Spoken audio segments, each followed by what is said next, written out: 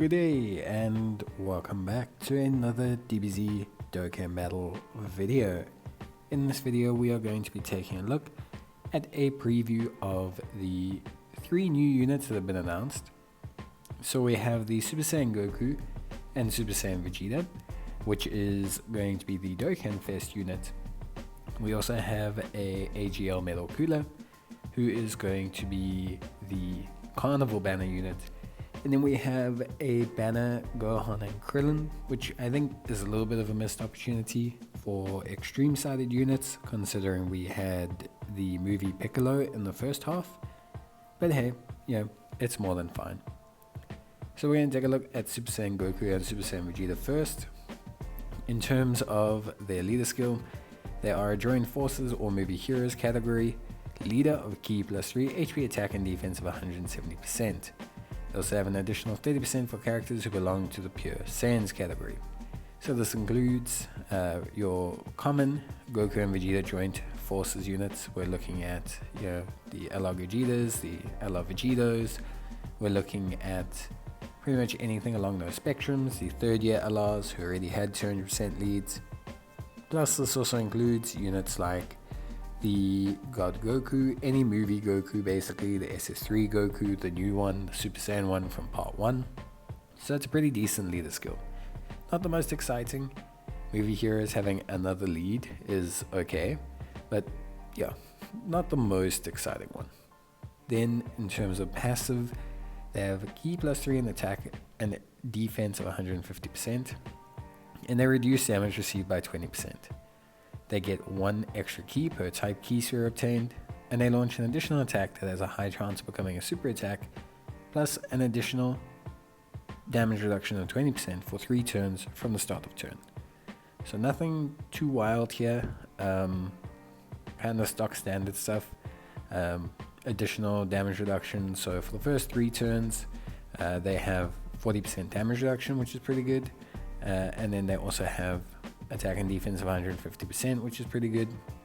Because of how their Ki works, pretty large chance of getting their ultra super attack, and that affects the final part of their passive, which is an additional attack and defense of 50%, plus a medium chance of performing a critical hit when performing a super attack, which also is pretty decent. So on the face of things, probably looking at building them additional based on their perform morale boost passive. In terms of link skills, they've got Golden Warrior, Super Saiyan, Prepared for Battle, Shocking Speed, Saiyan Lineage, Fierce Battle, Legendary Power. The majority of these are going to have them link up pretty well, pretty much with the other Super Saiyan Goku and Vegetas. And obviously category wise, so in Joint Forces, Movie Heroes, Pure Saiyan, Super Saiyans, Full Power, All Out Struggle, and Powerful Comeback, which I think is okay, but not the most exciting. I think it's a good thing that Joint Forces is getting a good lead. I think obviously it is quite exciting, units like LR Kale and Caulifla getting their 200% leader skill, but I just think for the most part this is all looks pretty good on surface level. It doesn't look bad, they look very good. It's just not distinctly exciting to me. So yeah, it doesn't look like they're going to be distinctly exciting to me as a unit, although they're definitely going to be incredibly solid as a unit. Very similar to Goku in a way, in that they're a very solid unit, a unit that's going to be pretty good at 55%, but the difference between 55% and 100% isn't going to be a lot. Very similar to Goku. He's just a very good unit all around, and these guys are kind of similar. In terms of super attack effects, they raise attack and defense on their 12 Ki and 18 Ki, perfect for a additional based build. And then they have the morale boost. They will receive a morale boost entering the next attacking turn after the character performs 3 or more super attacks and receives an attack 7 or more times in battle. So a bit of a combo kind of ability there. Obviously receiving attacks, not that big an issue with 40% damage reduction. Firing super attacks, not that big an issue considering you can build them full additional. So really not too bad at all. Then the morale boost. So the morale boost does change them slightly. In terms of their passive, they have now Ki +2 and attack and defense of 150%. same as before. They reduce damage received by 30%, which is 10% more. They then have 2 additional key per type key sphere, which is pretty good. They launch an additional attack that has a great chance, 70%, of becoming a super attack. And then you will get an additional attack and defense of 50% and a medium chance of performing a critical hit when performing an ultra super attack. They will also perform a critical hit when activating the active skill or when key is 24. So on the surface level of this, it looks like additional is still the best method to go with these guys. Based off of their passive, they actually technically become slightly weaker in terms of raw numbers because they have a maximum damage reduction of 30% compared to 40%. But obviously they gain an additional attack chance, which means they could fire potentially 3 super attacks, and they have increased critical chance. So they obviously become a lot better offensively, which is, pretty interesting overall. Then they also have an active skill that can be activated when facing only one enemy, which causes ultimate damage and stuns the enemy. And notice they then go for interrupting, which is quite interesting considering how powerful interrupting is currently in red zone and endgame content, because I think interrupting is the only mechanic that actually works against red zone bosses right now. So it's very interesting that they kind of went that way. Links wise, they don't change, nothing else really changes, and super attack effects don't really change either. They raise attack and defense 1 turn, and they raise attack and defense 1 turn and greatly lower attack and defense of the enemy.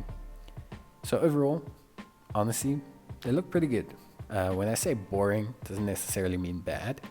I think them as a unit, they are very solid. You're not going to get a poor performance out of them, but I feel like their peak and their ceiling is not as high. With that being said, they have the capacity to do huge offense once the morale boost is kicked in, and with 30% damage reduction, that does kind of make up for their ability to not stack.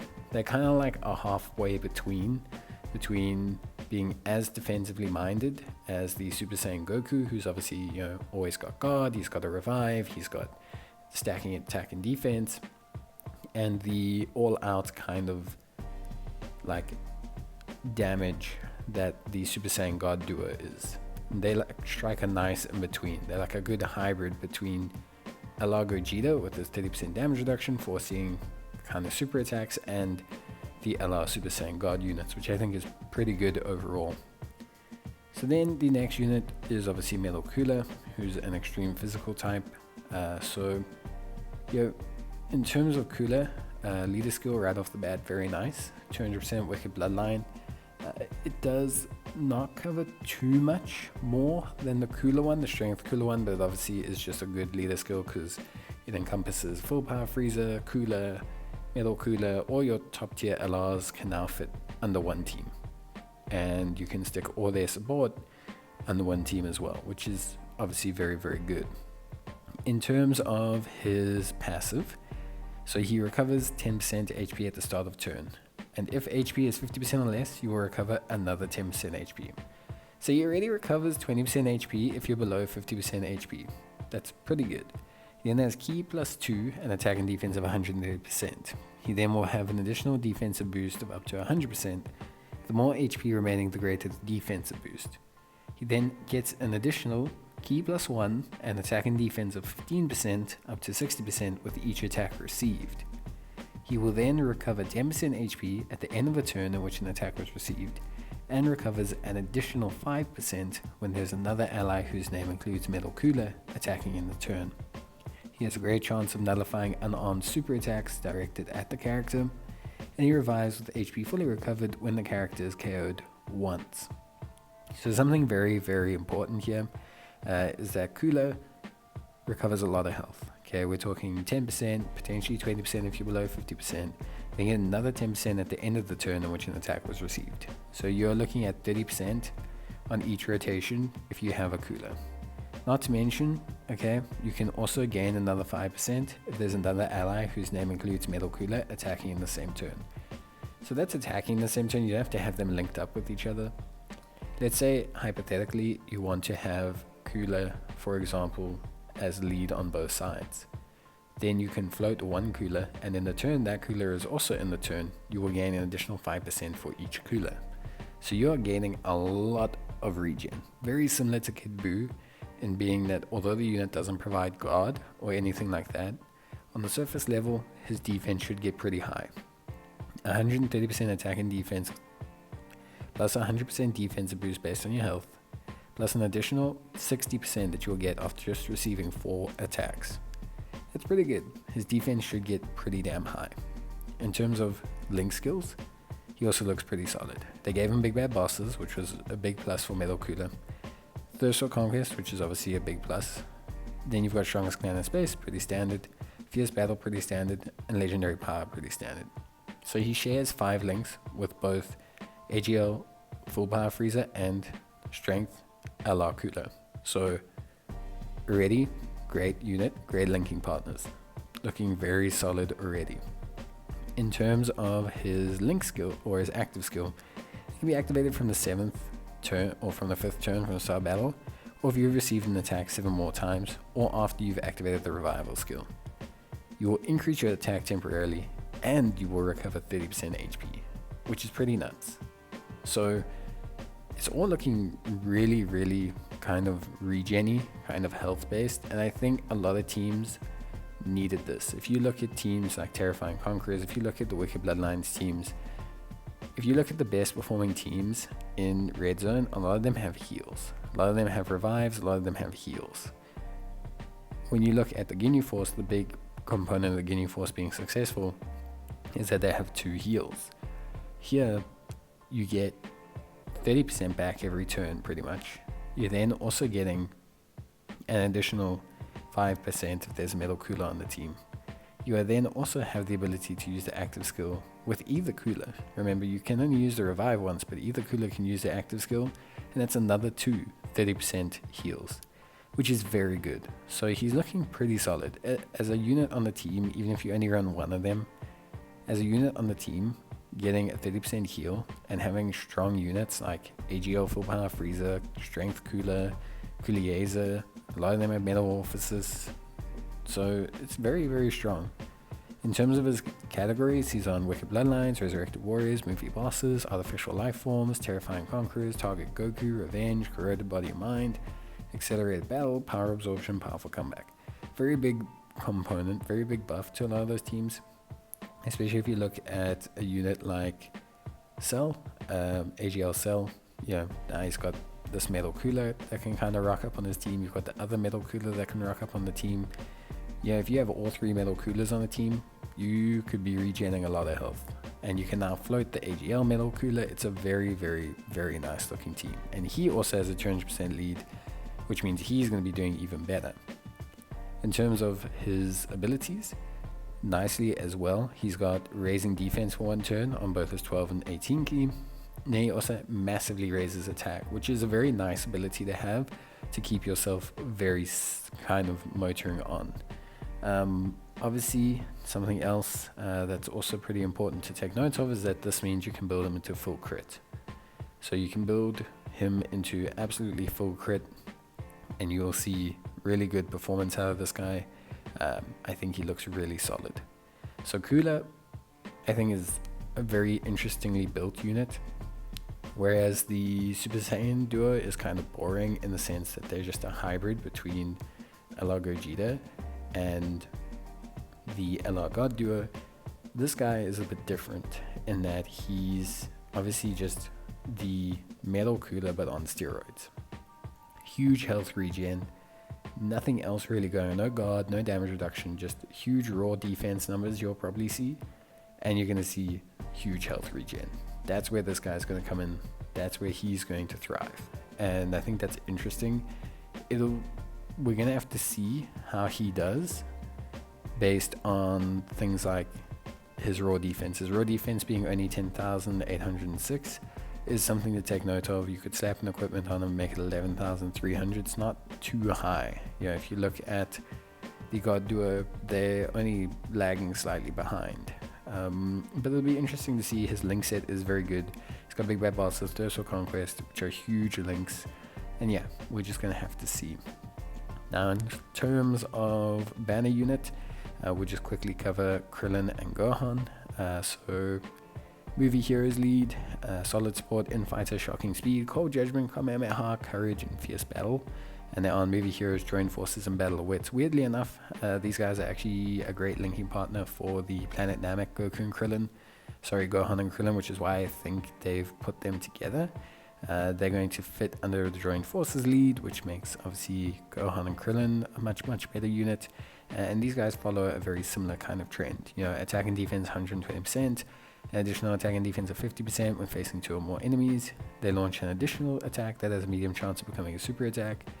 They will then gain an additional attack and defense when performing a super attack of 100%. They also gain an additional attack and defense of 50% and perform a critical hit within the character's next attacking turn every time they attack 3 times in battle. And then they will perform a critical hit with 7 or more key spheres obtained, and all allies chance to perform a critical hit plus 5% per movie heroes category ally attacking in the same turn. So, quite simply put, very full additional build. They obviously pair up really well with other movie heroes units in the turn, and basically they're designed to kind of be a more offensively orientated version of Strength Piccolo. They look good, they feel good. I wouldn't say there's anything too much about them. They're very limited, and they're not on Kamehameha, which means they're realistically only going to kind of benefit very few units from the joint forces team. They're a nice augment to the movie heroes team, which is already stacked, and I guess they help battle of wits. But personally speaking, I would have really liked this to have been an extreme banner unit. It could have helped out a lot of teams, and overall just made things a lot better, at least from my perspective. And then finally, in terms of their super attack effect, they raise attack and defense in 1 turn and cause supreme damage to the enemy. So yeah, overall, they look pretty good. I think I'm more excited for Metal Cooler as a unit. I just think the Wicked Bloodlines team needs him desperately, whereas I think the Super Saiyan Goku and Vegeta, although a very exciting unit, is a bit not so much needed. Movie Heroes is already quite stacked. They do help out the joint forces team quite a bit, which is good. And I think they help out units like a la Gogeta, a la, Goku and Vegeta. All of those combo units, they do help out a lot. But I think, yeah, for the most part, not necessarily as needed. At least for me.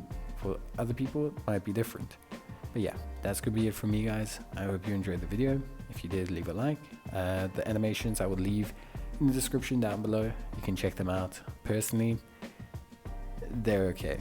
I think they suffer very similarly to the Cooler and the Goku from the first part, where there are certain parts of them that look fantastic, and then there are certain parts where you can kind of see the budget went a little bit down, or they didn't focus so much. So I think either way, okay, but personally, I think they could have done better.